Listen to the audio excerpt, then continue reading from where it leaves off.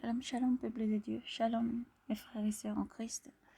Aujourd'hui, je viens partager avec vous la vision que le Seigneur me fit voir encore cette nuit. Donc, une vision prophétique par rapport à ce qui va se dérouler dans les instants, les moments et les mois surtout qui suivent.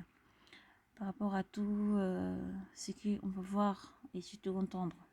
Gloire soit rendue au Seigneur. J'espère que vous allez bien par le nom puissant du Seigneur Jésus-Christ qui vous environne avec sa paix, son amour, surtout sa grâce. Et que sa paix soit toujours sur vous. Que Dieu vous bénisse et vous garde. Aujourd'hui, nous allons partager dans le livre d'Osée encore. Dans le livre d'Osée, le verset 6. Mais ce coup-ci, dans le verset, ce sera le verset 2 au verset 3.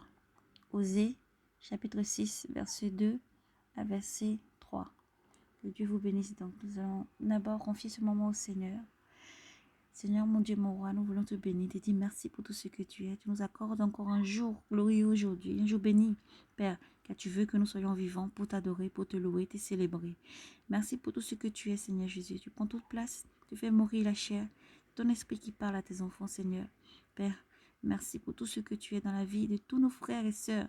Merci de ce que tu annonces les choses à venir à tes enfants chaque jour, chaque instant. Tu préviens, Seigneur. Merci pour tout ce que tu es, Père. Amen. Alors, le Seigneur me fit voir dans cette vision. Alors, je voyais, c'était comme si j'avais eu un appel de l'un de mes frères. Et j'ai répondu à l'appel. Et alors, d'un coup, quand j'étais en train de parler avec mon frère, je regardais le ciel en même temps. C'est comme si je me retrouvais en même temps. Quand j'avais décroché l'appel de mon frère, c'est comme si je m'étais retrouvée chez moi, en fait, en Côte d'Ivoire. Mais pas dans ma famille, au fait, mais dans la rue, au fait, dans la rue. Je regardais le ciel, donc en Côte d'Ivoire. Je regardais le ciel lorsque je parlais avec mon frère au téléphone. Et d'un coup, c'est comme si le ciel, au fait, il y avait comme un ouragan qui s'est formé dans le ciel.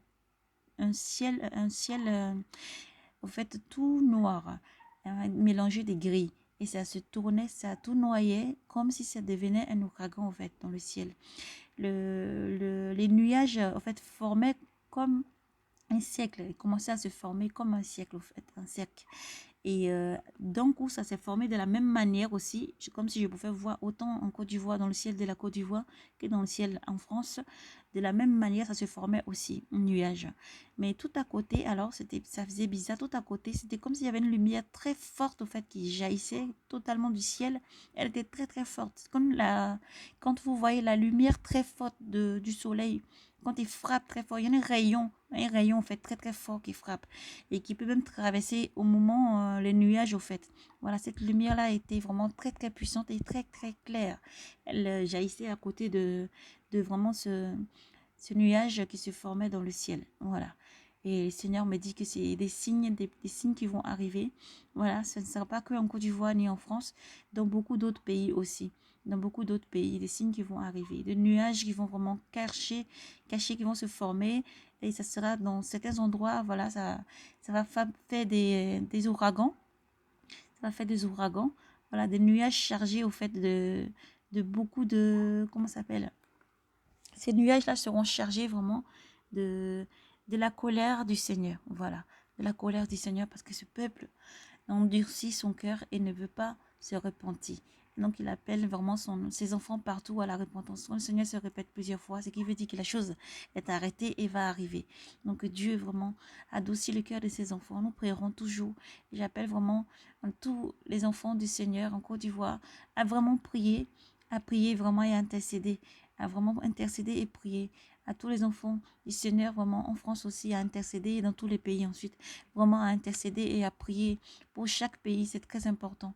Quand le Seigneur répète plusieurs fois, c'est que ça veut dire que la chose est vraiment arrêtée et va vraiment arriver. Il va être frappé de beaucoup de fléaux et beaucoup de choses qui vont arriver. Et le Seigneur appelle ses enfants vraiment à la repentance, changer de vie et vraiment à la repentance, changer vraiment de vie. Car le Seigneur n'approuve pas tout ce que le Seigneur voit. Le Seigneur n'approuve pas vraiment tout ce qu'il voit. Les décisions prises pour affamer les enfants des gens, les décisions prises pour affamer, pour assoiffer, et vraiment que les enfants du Seigneur souffrent. Ils élèvent leur voix vers le Seigneur et le Seigneur entend et le Seigneur va frapper. Donc le Seigneur appelle son peuple à la repentance, à la repentance, à la repentance. Donc la parole du Seigneur pour son peuple qui lève la voix vers lui, pour vraiment demander au secours, au secours. Le Seigneur répond en disant, dans le livre d'Osée, Osée, verset 6, chapitre 6, le verset 2 à 3. Après 2 jours, il nous fera revenir, revivre. Après 2 jours, il nous fera revivre.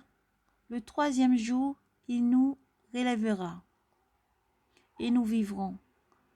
On sera présent. On sera présent. Connaissons, appliquons à connaître Yahvé. Connaissons, appliquons-nous à connaître Yahvé.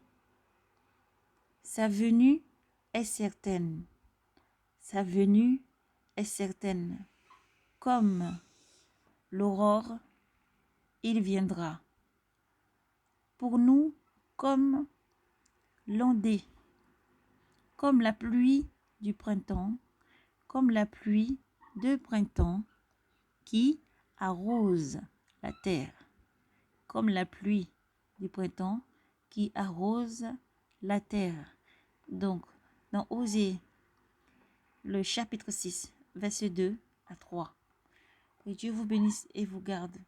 Que la main puissante du Seigneur soit sur vous et vous guide. Repentance sincère, priez, restez éveillés dans la prière, car nous ne savons ni le jour ni l'heure.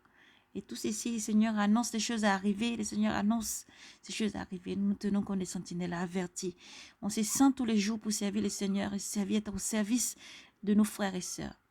Car nous sommes les serviteurs, nous nous mettons toujours au service de nos frères et sœurs. En premier, toujours, nous servons le Seigneur. Que Dieu vous bénisse et vous garde. Que la main puissante de le Seigneur soit sur vous, qui vous environne de sa lumière. Ne vous laissez pas aller à la lourdeur, mais demeurez toujours dans l'éveil, la prière. Faites du bien autour de vous. Mettez de l'ordre dans vos vies, s'il vous plaît. Fuyez l'impudicité, fuyez tout ce qui ne glorifie pas le nom du Seigneur. Fuyez vraiment tout ce qui ne glorifie pas du Seigneur. Mettez de l'ordre dans vos vies. Mettez de l'ordre, aplanissez les chemins du Seigneur. Car oui, il arrive. Et nous ne savons ni le jour ni l'heure. Mais nous devons nous tenir prêts tous les jours dans la prière. Tous les jours dans ses œuvres. Rendez manifeste les œuvres du Seigneur. Annoncez l'évangile sans cesse, ne baissez pas les bras. Méditez sa parole qui éclaire les sentiers de tout un chacun. Chaque jour, persévérez, persévérez, courage et persévérez. Que Dieu vous bénisse et vous garde. Soyez bénis, enfants de lumière. Shalom, paix et grâce à vous tous.